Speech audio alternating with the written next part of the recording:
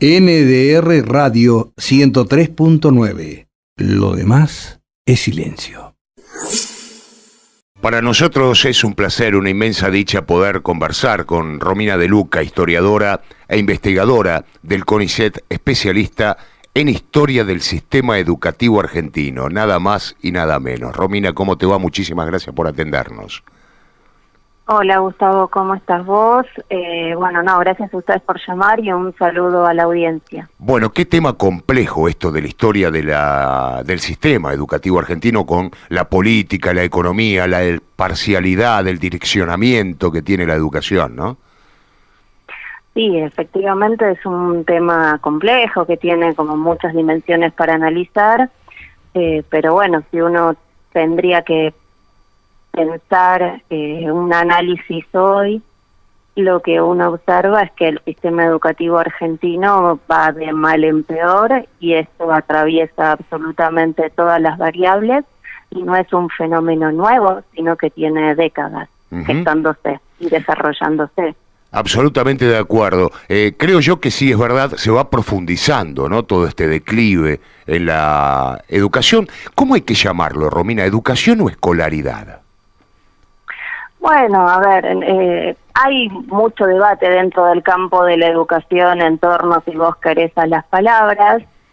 Me parece que lo que hay que pensar es, bueno, tenemos un sistema educativo estructurado, digamos, en todas las provincias que le imparte educación al conjunto de la población, en teoría, digamos, desde los 4 años hasta los 18 años, estableciendo la obligatoriedad de ese proceso educativo, digamos. Y te pregunto esto porque me parece que educación es una palabra mucho más amplia, ¿no es cierto?, que encierra mucho más conceptos, mucho más importantes, si se quiere, teniendo en cuenta además el trayecto y la trayectoria del sistema escolar, que es bastante parcial, bastante direccionado, incluso bastante prohibitivo de escuchar las inquietudes de los estudiantes principalmente.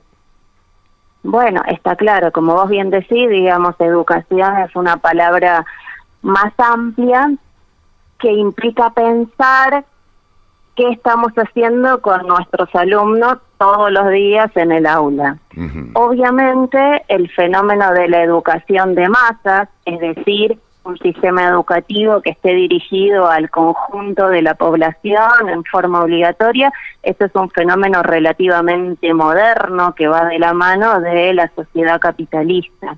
Por ende, y esto, digamos, en todo, lo podremos pensar no solo en esta sociedad, sino, digamos, en anteriores, obviamente la educación tiene un contenido y tiene un contenido de clase. En ese sentido, ¿qué es lo que quiero decir? Bueno, la clase social que estructura un sistema educativo y se da una tarea de incorporar a la población dentro de ese sistema escolar, lo hace con determinados fines y con determinados objetivos.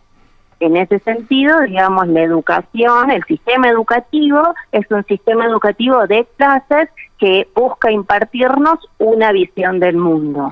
El sistema educativo no flota en el aire, sino en una sociedad concreta, a saber, la sociedad capitalista. Por ende, la educación que la burguesía busca impartirle a la población a través de su sistema escolar es una educación de tipo capitalista que tiene que ver con la reproducción del sistema social en el que vivimos. Entonces, yo te decía antes, bueno, el sistema educativo va de mal en peor, porque efectivamente lo que uno observa es cómo la sociedad argentina se descompone en su conjunto, la sociedad capitalista argentina, y ese proceso se va reflejando dentro de las tendencias más profundas que van estructurando a ese sistema educativo. Como vos bien decís, la educación es algo más amplio. Entonces, nosotros los docentes, como trabajadores específicos, que somos trabajadores intelectuales, podemos, digamos, utilizar ese sistema educativo para que nuestra educación sea reproductora, o por el contrario, para que cuestione el orden social existente, y en ese sentido sirva, digamos, para pensar otros problemas y otro tipo de educación. Entonces, esta idea de sistema escolar y educación efectivamente es una de las claves para poder pensar qué hacemos nosotros y además entender qué nos está pasando. Romina, vos tocaste un tema álgido. Estoy, por supuesto, absolutamente de acuerdo contigo cuando decís que la educación educa para algo y en contra de algo, ¿no? Devela y oculta a la vez, según los designios del orden establecido. Ahora, yo te pregunto, ¿por qué existe tanta falta de rebeldía en la docencia? Bueno, porque, a ver, lo primero que uno tendría que decir es que, bueno, a ver, tenemos que pensar, por un lado, qué hacen los sindicatos docentes en relación a esto que vos planteás, si nos ayudan a pensar estos problemas o no, y por otro lado también poder pensar las condiciones reales en las cuales los docentes trabajan. Voy a arrancar por esto último.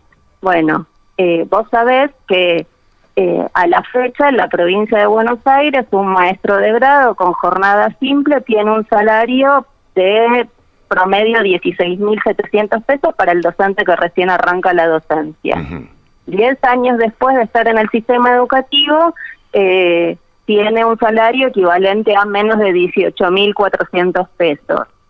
Si lo cruzamos con lo que es la canasta familiar, que es una medición de pobreza, trabajando turno completo, el docente apenas araña el valor de una canasta familiar total que de la reconocido oficialmente, ¿sí? Es decir, estamos hablando de cerca de 29.000 pesos, oficialmente hablando. Sí, ¿no? sí. Hay que recalcar la palabra oficial, sobre todo. Exactamente. Digo, porque, digamos, a ver, hay mediciones en la ciudad de Buenos Aires, también oficiales, que hablan de cerca de 40.000 pesos. Entonces, lo que estoy diciendo es, bueno, digamos, con doble cargo, ¿sí?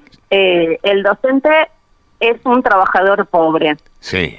Entonces, y obviamente las horas que pasa frente al curso no son las horas que efectivamente trabaja. Tiene que trasladarse, tiene que planificar, tiene que corregir, tiene que capacitarse, etcétera, etcétera, etcétera. Entiendo obviamente, que es predeterminante lo que decís, Romina, y lo avalo. Pero me parece que no sería... Sí, decime. El otro problema me parece que es súper válido para pensar, y es más, es importantísimo, ¿sí? ¿Por qué? Porque hay un punto en el cual hay un elemento común que atraviesa a los sindicatos docentes. Y cuando digo es un elemento común, esto atraviesa tanto a las seccionales que le llamamos burocráticas, o Celeste, que dirige Baradel, o su tendencia política, PJ Kirchnerismo, y también las seccionales que dirige a la izquierda, que tiene que ver con limitar la lucha de los docentes a aspectos pura y exclusivamente sindicales. ¿Sí? Y económicos. Y meramente económicos. Lamentablemente. Meramente económicos. Tal cual, que tiene que ver con discutir salario, discutir condiciones de trabajo, discutir infraestructura. Quiero decir, son todos elementos centrales e inmediatos, está claro. Pero entendiendo que los docentes ejercemos una función política en el aula, ¿sí? Porque nosotros le explicamos a los alumnos cómo funciona el mundo, cómo tienen que leer el mundo. Entonces, los sindicatos docentes deberían tomar la lucha cultural, la lucha ideológica, como un aspecto para que el docente pueda pensar su práctica. Entonces, y este elemento en general no se toma nunca. ¿Sí? ¿Por qué? Porque los sindicatos no producen materiales que permitan cuestionar el status quo. El docente que quiere hacerlo tiene que autogenerarse esos materiales con una jornada de trabajo que, como ya te dije, digamos, para ser pobre hay que trabajar doble turno, digamos, y más. Sí. Entonces, efectivamente esa lucha se abandona y es una trinchera que no estamos tomando. Y esto se ve muy claramente en la práctica sindical, cuando, por ejemplo, los sindicatos no discuten qué tipo de educación quieren. Y frente a las reformas educativas que todo el tiempo los distintos gobiernos de turno nos imponen sobre el sistema educativo, lo único que sabemos decir los docentes a través de nuestros sindicatos es no a esa reforma, no a la Escuela 2030, no a la Escuela del Futuro de la Ciudad de Buenos Aires, digamos, no a la ley federal. Ahora, ¿no somos nosotros los que tenemos que pensar qué sistema educativo queremos? ¿Sí? En este proceso de entender cuál es específicamente nuestra tarea. Sin ninguna duda. En Razón y Revolución y la Corriente Nacional Docente Conti Santoro, que son espacios a los cuales yo pertenezco, pensamos que esto es central, porque batalla que nosotros no damos es un espacio que alguien ocupa. Entonces tenemos todo el tiempo diseñando reformas sobre el sistema educativo que lo único que hacen es empeorar las condiciones de educación del conjunto de la población y las condiciones de trabajo del conjunto de los docentes, y parece ser que lo único que nosotros decimos es no quiero esta reforma. Bueno, ¿cuándo nosotros vamos a decirles, señores, nosotros tenemos un proyecto para el sistema educativo y es este? Exactamente. Y el sindicato debería servir para que nosotros podamos pensar este problema. Obviamente, aquellos que vienen gestionando la degradación del sistema educativo y colaboran con ese proceso y han defendido inclusive todos los aspectos de degradación de las condiciones de trabajo y de la educación del conjunto de la población. Voy a dar un ejemplo: el Plan Fines 2, cuyas tendencias se están generalizando al conjunto del sistema educativo con la Escuela 2030, bueno, obviamente no le vamos a pedir que haga algo distinto, estoy pensando en la responsabilidad del SUTEBA provincial. Ahora, los sindicatos clasistas, ¿sí?, que quieren poner en pie otro tipo de sociedad, tienen la responsabilidad de tomar esa tarea. Vos sabés que yo me sentí defraudado en una oportunidad, porque es algo muy interesante lo que vos decís. Hace aproximadamente un par de años estuvo aquí en los estudios de la radio Romina del Pla, como representante del SUTEBA disidente, entre comillas, ¿no es cierto? Y también obtuve como respuesta la sistemática de solo reconocer en la disputa o en el conflicto que tiene no la docencia, sino la educación en sí, el mero economicismo, como si fuera una sindicalista burócrata. No había forma de poder entablar un diálogo con respecto a la currícula educativa, que como vos decís, de manera, me parece contundente y que nosotros de aquí pregonamos a diario en el programa, debe estar discutida y diseñada por los docentes, por los estudiantes, por la comunidad educativa, que no solo tiene que ver con una escuela en particular. La comunidad educativa también contempla a aquellos que por distintas complejidades socioeconómicas, culturales, no pueden ingresar a las etapas escolares. Ahí está la discusión, me parece. Bueno, claro, y efectivamente, digamos, es esto que yo planteaba, mientras nosotros no lo hacemos, el resto lo hace. Claro. Y como vos bien decís, cuando uno piensa la educación o un sistema educativo, no tiene que ver solo con la población 4 años, 18 años de edad. Porque cuando uno se pone a mirar, efectivamente, la población que no accede al sistema educativo, a pesar de que sea obligatoria, es enorme, enorme. Esto se ve cuando uno analiza, digamos, la evolución de la escuela primaria, ¿sí? Y uno encuentra que, bueno, que ahí los pibes pasan, digamos, de primero a sexto, de primero a séptimo, digamos, en forma ideal, y obviamente los contenidos que obtienen, digamos, es esto que nos muestran las pruebas de medición de la calidad. Si 1 de cada 3 no comprende lo que lee. Ese pibe, cuando pasa a la secundaria, fracasa. Ese pibe se desescolariza, vuelve al sistema educativo con más de 18 años. ¿Cuál es la oferta que le está ofreciendo hace décadas, la burguesía, ¿sí? O sea, quienes estructuran las posibilidades educativas? Bueno, le están ofreciendo una educación de, en lugar de cursar 5 días a la semana, 2 días a la semana, en lugar de en una escuela, en una parroquia. Esto es el Plan Fines 2. Esa reforma se está metiendo en la educación de adultos hoy en la provincia de Buenos Aires a partir de la reconversión de los CENS, las escuelas dirigidas a mayores de 18 años, en formato semipresencial o virtual, como el programa Terminó la Secundaria. Esto, lo que le está ofreciendo al conjunto de la población, yo siempre digo, es un como si. Como si nos educamos, como si vamos a obtener un título secundario, pero efectivamente lo que se ha perdido es la centralidad del proceso educativo y de los contenidos. Es más, esto aparece en la reforma de la Escuela 2030, en donde tenemos que diseñar tantas trayectorias educativas como alumnos y cada uno tendrá su propio itinerario y sus propias metas, ¿no? Entonces digo, bueno, a ver, si yo estoy viendo ese proceso, lo mínimo que yo tengo que hacer es ponerme a pensar, bueno, a ver, ¿quiero este sistema que es un como sí o no? Bien, si digo que no, entonces, ¿qué tengo que hacer? Bueno, voy a defender la modalidad de adultos, la presencialidad, porque esas fracciones de la población que se han desescolarizado, que tienen más de 18 años y que intentan volver a la escuela, son los que más necesitan el acompañamiento de los docentes cotidiano, y lo digo como docente del sistema de adultos.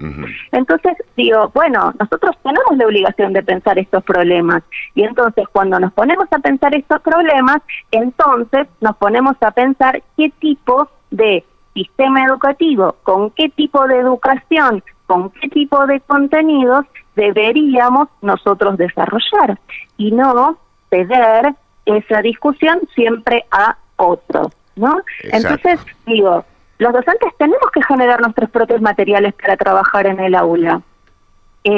Nosotros, digo, en Razón y Revolución y en la Corriente Nacional Docente Conti Santoro, esperamos muy pronto lanzar algo que se llama el Blog del Docente Rojo, que tiene que ver con ofrecer materiales concretos para trabajar en el aula, clases, digamos, planificadas, armadas, que hemos testeado, digamos, nosotros como docentes, para que el docente que efectivamente no quiere trabajar con el manual de, por citar uno, Santillana, ¿sí? Porque el manual de Santillana les dice a nuestros alumnos que el mundo funciona perfecto, y digo, nuestros alumnos que están sumidos en la pobreza, que sus padres son desempleados, que no tienen las condiciones de vida más elementales, bueno, perciben que efectivamente lo que les cuenta Santillana no estaría funcionando en su realidad, ¿no? Entonces, bueno, en lugar de trabajar con Santillana, empecemos a pensar qué materiales necesitamos y qué materiales queremos. Y eso es algo central en donde podemos dar una batalla concreta. No solo para pensar lo que hacemos todos los días en el aula, sino también para mostrarnos como un adversario serio frente a el gobierno. Porque si nosotros lo único que sabemos decir es no, o quiero tal o cual salario, el gobierno enseguida nos desacredita. Enseguida dice, bueno, señores, pero ustedes no tienen ni idea de la escuela que quieren. Mostremos que sí. Y en ese sentido, entonces, sería muy importante que el conjunto de la docencia discuta los problemas del sistema educativo y qué sistema educativo quiere en un Congreso Educativo Nacional. Pero en general no nos están proponiendo esto a los docentes, los sindicatos. Nos parece que es una tarea fundamental. Vos sabés que haciendo un parangón con nuestra actividad del periodismo, la comunicación masiva, siempre denunciamos que hay que terminar con la información en sí para convertirla en para-sí, es decir, ir un poco más allá, ser un tanto, siquiera más persuasivo en lo que uno transmite y no solo informa. Y me parece que en la educación pasa exactamente lo mismo, abandonar de una vez por todas estos impostores manuales escolares para poder atender las verdaderas inquietudes. Nosotros, lamentablemente, nuestra generación, aprendimos que cuando la colonización de América, los colonos vinieron y abrazaron a los aborígenes, según los manuales escolares. Y creo que no producto de las currículas educativas, sino de una presión social externa, si querés llamarla, a la escolaridad, esto ha cambiado afortunadamente. Hoy vemos cómo la colonización no fue la que nosotros aprendimos. Fue un exterminio, fue un genocidio, fue una vejación absoluta. Por eso me parece importantísimo lo que vos decís, Romina, de una vez por todas comenzar a diseñar lo que queremos como educación y no trasladarlo siempre, en definitiva, al ajeno, ¿no? Al enemigo, si se quiere, que es la política que comanda todo el sistema y la operativa educativa. Exactamente, las batallas que nosotros nos damos las da otro, ¿sí? Entonces me parece que de una buena vez deberíamos entender eso. Y de nuevo, entender que efectivamente la lucha salarial es muy importante, pero además, te voy a dar un dato, mira, habría que repensar qué salario vamos a pedir, ¿no? Porque vos fíjate que toda la discusión está centrada en torno a, bueno, reconoceme la inflación del 2018, reconoceme la inflación real del 2019. Y de la misma forma que yo te decía que el sistema educativo se degrada hace décadas, el salario de los docentes se degrada hace décadas.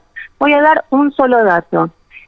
A mediados de 1930, un docente que recién iniciaba en la docencia cobraba un salario equivalente a más de 2 canastas familiares de la época, para un solo cargo.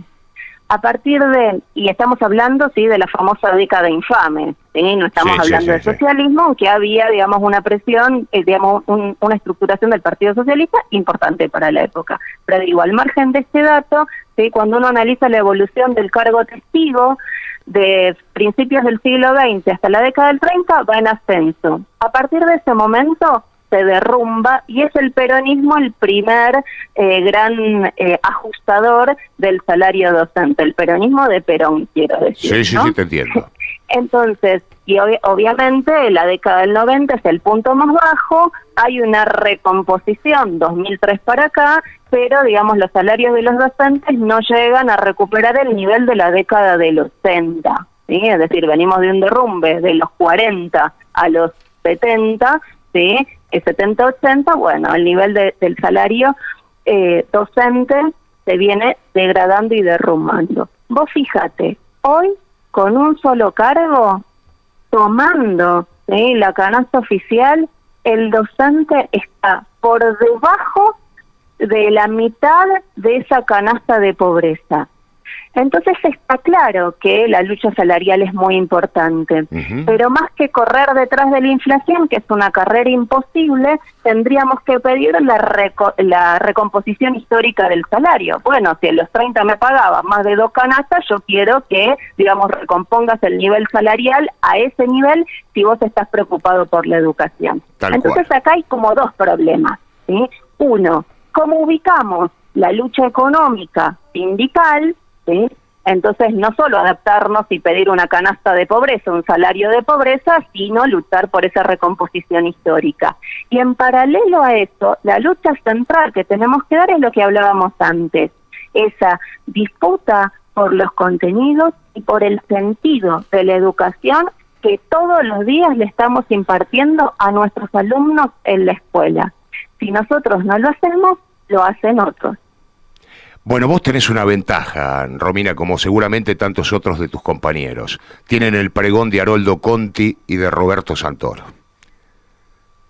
Sí, no en vano hemos elegido con nuestra corriente sindical que recupere a esos 2 docentes intelectuales que efectivamente, digamos, formaron un frente de trabajadores de cultura en el marco del PRT, y entonces, digamos, tenían claramente esta idea de que la lucha ideológica es una lucha a encarar. Nuestro espacio, la Corriente Nacional Docente Conti Santoro, intenta recuperar ese legado y por eso creemos que los docentes tenemos que luchar por salario, claro está, pero enfocar bien la lucha, pero no relegar esa lucha importantísima que tiene que ver con poder pensar qué tipo de educación le vamos a impartir a nuestros alumnos.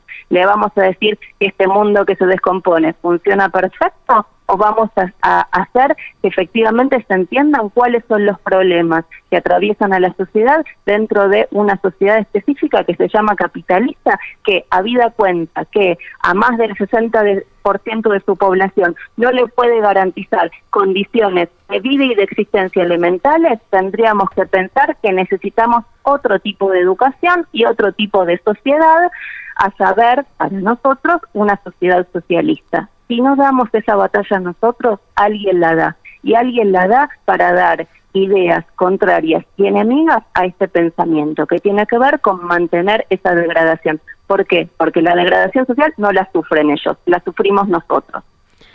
Romina, un inmenso placer haber charlado contigo. Te agradezco muchísimo la deferencia de habernos entregado parte de tu tiempo. No, Gustavo, les agradezco yo, y bueno, un abrazo para vos, para el conjunto del equipo y la audiencia, y bueno, no faltará oportunidad para conversar en otra oportunidad. Ojalá. Te mando un abrazo, gracias. Abrazo, gracias.